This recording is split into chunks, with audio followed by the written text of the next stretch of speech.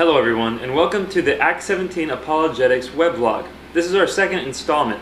The first one was on the Miraculous Qur'an, talking about the scientific miracle of semen being produced from between the backbone and the ribs. A lot of Muslims have emailed me since that blog and said, Nabeel, you really ought to give the Qur'an a chance. It's saying things that are miraculous, and if you have open eyes, you'll see what it's saying. Now, I understand this point. Muslims often see the Qur'an as miraculous in its scientific statements, and they want me to be able to see that too. And this is something earnest on their behalf, and I really appreciate what they're saying. However, there's a big problem with it. That being that the argument for miraculous scientific accuracy is supposed to make one believe in the Qur'an as being the Word of God. It shouldn't be something that a Muslim has to defend. It needs to be so powerful that anyone who looks at the Qur'an should realize that it's miraculous because of its scientific accuracy. Problem is, when we start reading the Qur'an and we look at the clear scientific statements, now these statements should be miraculous and obviously miraculous if it's going to win somebody over. When we start looking at the clear scientific statements over and over and over again, we see that they're flawed.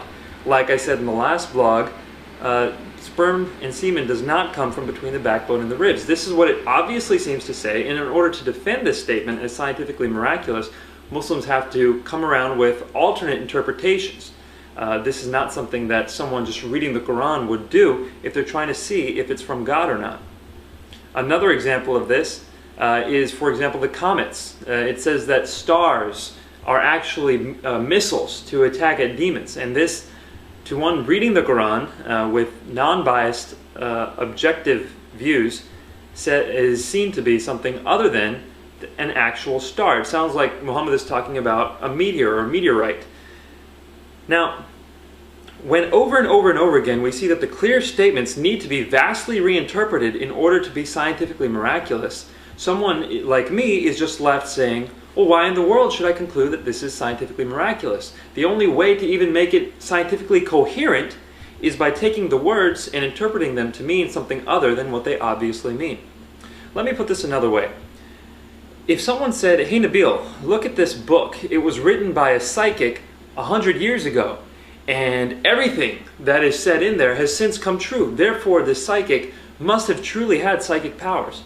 I would say, wow, that's a pretty amazing claim. Let me see this book.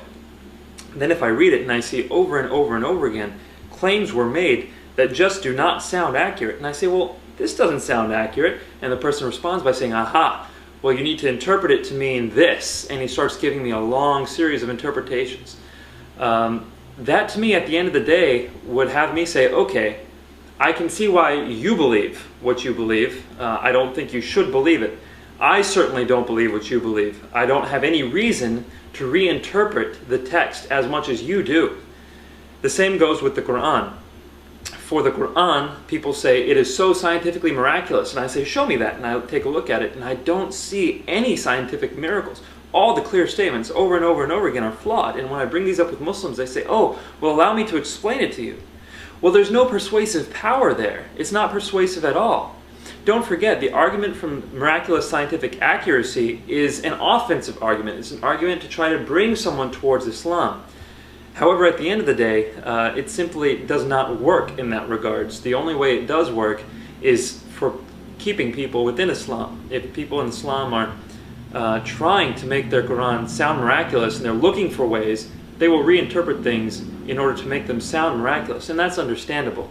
However, it's not something that any non-Muslim would do. They would read the text and see what it actually says, let it stand for itself, without any sort of eisegesis or reinterpretation.